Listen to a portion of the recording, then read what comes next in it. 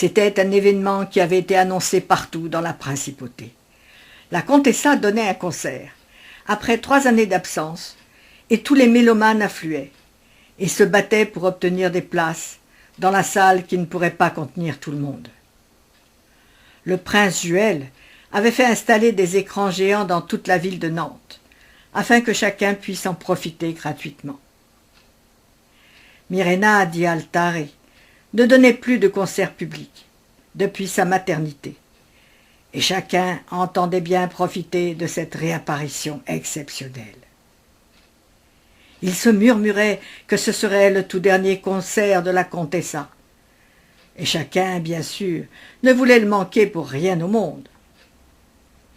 Sur la place et l'orne de Montfort, devant le bâtiment futuriste de la salle de concert, construit par le père de Juel, façade ornée d'instruments de musique, acoustique étonnante. Et dans les parcs, la cour du château des Ducs de Bretagne, celle du musée des Arts et sur les berges de la Loire, il y avait des écrans où tous les habitants pourraient écouter le concert de piano que la Contessa avait choisi, le plus difficile, celui de Rachmaninov, que seuls les artistes les plus aguerris affrontaient. Dans chaque ville, les gens s'étaient rassemblés sur des bancs ou sur l'herbe, dans des cafés, et discutaient de façon animée entre eux, fascinés par le spectacle que leur prince allait leur offrir ce soir-là. Ils se murmuraient des choses insensées à propos de ce concert, la plus folle étant que la Contessa ne serait pas sur la scène, et qu'un hologramme la remplacerait. D'autres disaient plaisamment qu'elle ne pouvait plus jouer depuis qu'elle avait mis au monde ses jumeaux, Elorn et Enora, fait rare pour l'époque où une grande partie des couples étaient stériles. La principauté entière vibrionnait, s'agitait, se passionnait à propos de cet événement qui s'annonçait extraordinaire, et dont les retombées financières étaient destinées au groupe de recherche généreusement financé par le prince Juel. Une armée de robots patrouillait la ville pour maintenir l'ordre, et des contrôles stricts avaient été mis en place pour ceux qui désiraient venir dans la principauté pour cet événement rare. À Sussigno, le piano résonnait, emplissant les pièces de sons rapides, éclectiques, étonnants sous les mains de Mirena. Et les jumeaux venaient s'asseoir à ses pieds, hilars, battant la mesure, agitant leurs petites mains, pieds et bras, pour exprimer leur joie d'écouter ces notes qui les ravissaient. Ils les entendaient depuis leur naissance, c'était leur bain, leur manne quotidienne, qui les réveillait ou les endormait. Juel aussi avait suivi avec étonnement les recherches de Mirena, qui jouait la valse 64 de Chopin, puis passait à Wagner, ou encore à la Gazza dall'Adra de Rossini, pour le plus grand bonheur d'Elorn et d'Enora qui se mettaient à danser sur leurs petites jambes. Et puis un matin, alors qu'elle était seule dans la salle que Juel avait fait aménager pour ses répétitions avec d'autres musiciens, il entendit autre chose, de nouveau, d'inconnu. Il l'avait vue chercher ses notes plusieurs fois. Écouter, et écouter encore l'air guilleret, enlevé, rapide, et avait épié ses mains qui couraient sur les touches, son air ravi, concentré, dépité lorsque la note ne lui convenait pas. Et ce jour-là, tout coulait comme une source. Les notes s'enchaînaient les unes aux autres, se répondaient, se télescopaient, couraient avec avidité sous les doigts qui les faisaient naître. Juel en était resté sans voix, stupéfait, sans rien reconnaître des maîtres anciens que Mirena interprétait. C'était nouveau, différent, grisant. Il avait attendu que le morceau soit achevé, l'avait vue pensive, relâchant peu à peu la pression de ses épaules, et il s'était enfin approché. « C'était si beau, avait-il dit tout bas. Je n'ai rien reconnu. C'était qui ?» Mirena avait penché la tête, un peu inquiète. « Une composition, rien de bien... Tout au contraire, mon amour, avait dit Juel. C'était absolument magique. Quand as-tu composé ça ? Oh, cela fait un moment déjà, par bribes, après avoir relu Lamartine. Lamartine ? S'étonna Juel. Mais c'est un très très vieux poète qui date de plusieurs siècles. et que peu de personnes connaissent, oui, je sais. Mais ce poème-là, vois-tu, je me le suis beaucoup récité lorsque nous étions séparés. Et certaines personnes n'en connaissent qu'un vers, sans même savoir peut-être d'où il vient. Ah oui, je crois savoir lequel, murmura Juel pensif. Et surtout, je me le suis répété parfois, moi aussi, lorsque tu étais si loin de mes bras.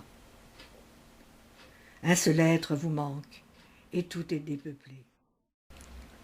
C'est bien celui-là, sourit Myrrhéna, en récitant quelques-uns des vers. Que me font ces vallons, ces palais, ces chaumières, vains objets dont, pour moi, le charme est envolé. Fleuves, rochers, forêts, solitude si chère. Un seul être vous manque, et tout est dépeuplé. Et ce sera le titre du morceau, un seul être vous manque. Elle caressa le bois luisant du piano blanc installé au milieu de la pièce. Je voudrais, enfin, j'ai l'intention de le jouer après Rachmaninov, le soir du concert. Juel ouvrit des yeux stupéfaits. Mais le premier morceau est déjà bien difficile, et il va prendre toute ton énergie, murmura-t-il. Il te faut de l'aide, et la meilleure, Rachmaninov, et Lamartine, en personne. Myrrhéna était restée stupéfaite. Que veux-tu dire? Ils sont morts depuis des siècles. Oui, je sais, mon amour, avait-il éclaté de rire. 6 ou 7, à peu près. Ils devaient être de la même époque. Je ne sais plus trop. Mais nous pouvons les faire revivre, les ramener sur scène près de toi, en hologramme. Un hologramme? Personne, ou presque, ne sait qui ils sont de nos jours. Mais nous avons des portraits. Je vais mettre les meilleurs techniciens à ton service. Et ils vont les faire revivre pour toi, pour nous tous. Ils seront là, présents, à tes côtés. Nous allons offrir à tous un spectacle grandiose pour ton retour sur scène. Et Juel avait tenu parole, stupéfiant Myrrhéna lorsqu'elle avait vu apparaître l'hologramme des deux hommes. Elle avait répété avec eux, cherchant leur regard d'hologramme, comme si elle puisait en eux son inventivité, son énergie, comme s'ils lui soufflaient leur génie de compositeur, remontant jusqu'à elle, siècle après siècle.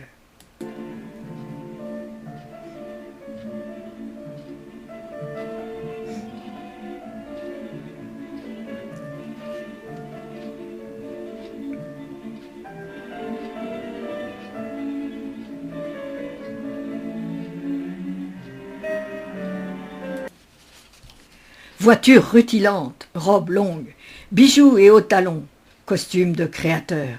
Les spectateurs accourent de partout et s'engouffrent dans la salle des concerts tout juste repeinte, sur la place de Nantes.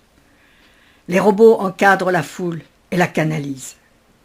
Le nom de la comtessa brille de tous ses feux sur le fronton. Dans les 2 loges particulières du prince de Montfort, le groupe des chercheurs s'est rassemblé, sauf les plus âgés restés sur l'île, qui regarderont le concert sur leur écran.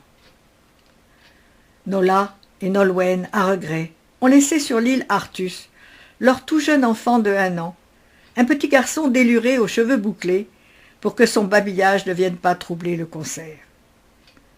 Maneg, elle, à l'orée de ses 100 ans, est restée à Sussigno, veillée par Sullian et Aella. Les regards se tournent curieusement vers l'homme étonnant qui domine leur groupe, haute stature déliée, vêtu d'un costume blanc, et le halo bleuté qui émane de son corps un peu étrange, comme venu d'une autre planète, stupéfie ceux qui l'aperçoivent dans l'ombre de la loge. Dans celle du prince, qui n'apparaît pas encore, c'est le couple que forme sa fille, droite dans une longue robe qui épouse son corps élancé, près d'un homme basané aux traits bien dessinés, et à la bouche large et dont l'allure évoque plutôt celle d'un cavalier chevauchant les chevaux sauvages dans un désert qui intrigue les spectateurs.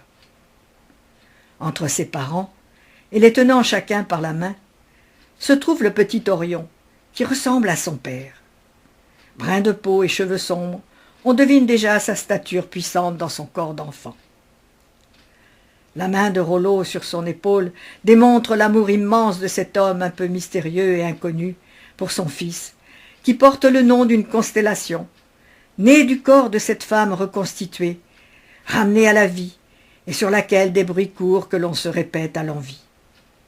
De graves blessures, une main coupée, un corps reformé par ce groupe de scientifiques inventifs que le prince héberge sur une île cachée et interdite. Lorsque le prince Juel paraît enfin et se tient debout sous les acclamations des spectateurs, l'on sait que l'attente est finie. Les flashs ont été interdits dans la salle, les gens fouillés, mais chacun sait que la retransmission sera faite dans le monde entier.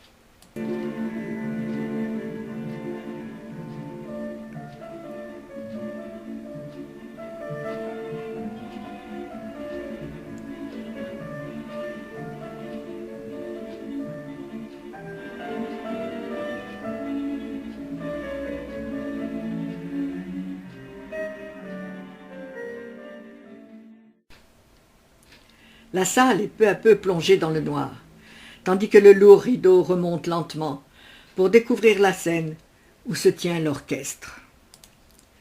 Un soupir monte de toutes les poitrines qui exhalent leur oppression, leur attente, leurs interrogations murmurées. Pourquoi ce morceau de Rachmaninov, que l'on dit si spécial, si compliqué à exécuter? La Contessa sera-t-elle vraiment à la hauteur? Certains, plus mélomanes, expliquent à mi-voix la complexité, la dextérité qu'il faut pour l'exécuter sans chuter, si bien que peu de pianistes, même chevronnés, ne s'y hasardent. Mirena est déjà à son piano.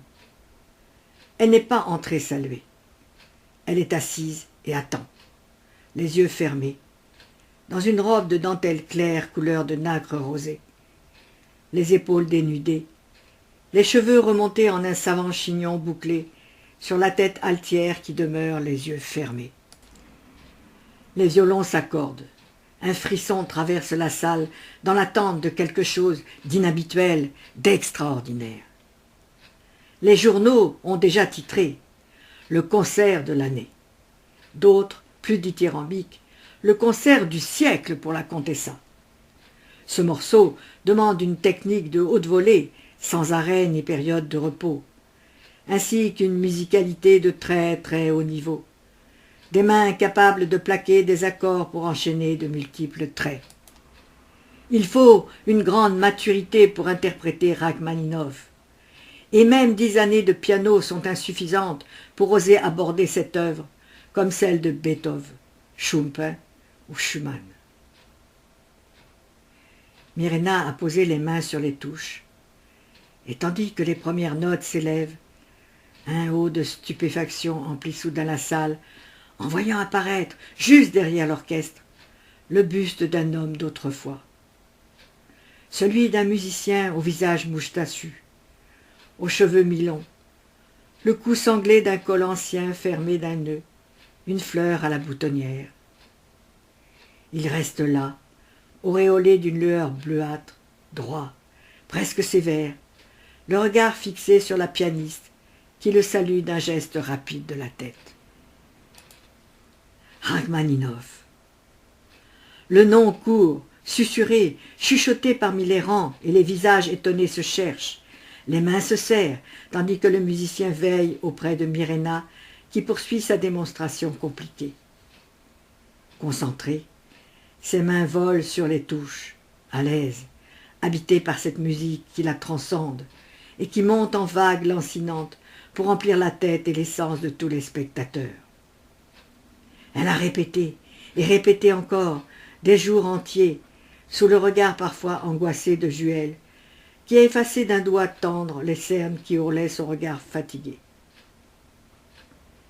Sur la scène, l'orchestre encadre la pianiste, pour aborder les 3 étapes du morceau, l'allegro en ré mineur, mélodie diatonique, figuration pianistique complexe, puis un échange entre l'orchestre et le piano, le deuxième mouvement, un adagio avec des variations d'orchestre.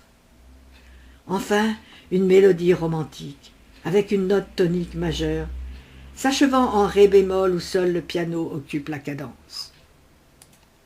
La salle retient son souffle, suit les mains de Myrrhéna, soupire, tremble et redoute l'obstacle que la comtessa franchit toujours allègrement jusqu'au final en ré mineur, rapide, vigoureux, montant jusqu'en ré majeur pour s'achever avec les mêmes notes. Une quarantaine de minutes de prouesse inégalée, sous le regard du compositeur qui s'est peu à peu rapproché de la pianiste, comme s'il voulait l'encourager, la féliciter. Puis le visage de Rachmaninov s'efface peu à peu, se fond dans l'ombre et disparaît pour retourner dans les siècles d'où il a surgi. Le silence est retombé, les spectateurs sous le choc de la démonstration vertigineuse. Myrrhéna, elle, n'a pas bougé. Elle n'a pas salué non plus, ne s'est pas levée. Immobile, elle reste devant l'instrument pour retrouver son calme, son souffle, la souplesse de ses doigts. La lumière descend à nouveau sur la scène. Les spectateurs se regardent, étonnés, pensant le concert terminé et prêts à lui faire une ovation. Une nouvelle silhouette apparaît derrière l'orchestre, à la place du compositeur. Un autre homme vient de surgir, différent, mais du même siècle lointain. Un poète cette fois, que personne ne semble connaître. Derrière lui, un texte défile sur un écran, tandis que Myrrhéna se remet à jouer sous les regards incrédules. Elle n'a pris qu'un court instant de répit pour reposer ses doigts, sa tête déjà emplie des mots mélancoliques qui s'inscrivent sur l'écran et que l'homme, le poète inconnu, récite en même temps que les notes s'envolent. Les gens se regardent, s'interrogent. Qui est-il? Jusqu'au moment où le nom s'affiche sous leurs yeux étonnés. Lamartine. Un poète lointain, oublié. Que sont ces vers que Myrrhéna interprète en musique et transcende? L'un d'eux, répété, semble leur rappeler quelque chose. Un seul être vous manque, un seul être vous manque. Et ce vers-là entre alors dans toutes les têtes, dans tous les cœurs, murmuré sur toutes les lèvres. Ils l'emporteront avec eux jusque dans leur lit, dans leur vie, qui, pour certains, changera à jamais. La mélodie court toujours sous les doigts de la comtessa. Et les gens trépignent de bonheur en écoutant ces notes à la fois langoureuses, mélancoliques et joyeuses. Debout près de son père, et l'orne, fasciné, bat la mesure sur la rambarde avec ses mains et ses pieds, tandis qu'Enora, sa sœur, la main accrochée à celle de Juel, se tient droite, le regard focalisé sur sa mère, isolée, seule sur la scène avec ses musiciens. Sur un dernier vers murmuré par Lamartine. Et moi, je suis semblable à la feuille flétrie. Emportez-moi comme elle, orageuse Aquilon. Le visage du poète disparaît à son tour dans l'ombre, pour laisser la jeune femme seule sur la scène. Les mains de Myrrhéna retombent sur ses genoux. Son corps relâche enfin la tension surhumaine qui l'a habité durant cette longue heure d'interprétation. Un hurrah de folie remplit alors la salle où les gens se lèvent, applaudissent, crient, jettent des fleurs et hurlent leur bonheur d'avoir pu assister, écouter, emplir leur cœur et leur corps de ces accents dispensateurs de bonheur. Myrrhéna se redresse enfin, salue une dernière fois ce public, élève les yeux vers les deux loges où sa famille, ses amis, debout, la regardent avec des yeux d'amour. Elle incline légèrement la tête vers Juel, qui la salue à son tour, leurs deux enfants dans les bras.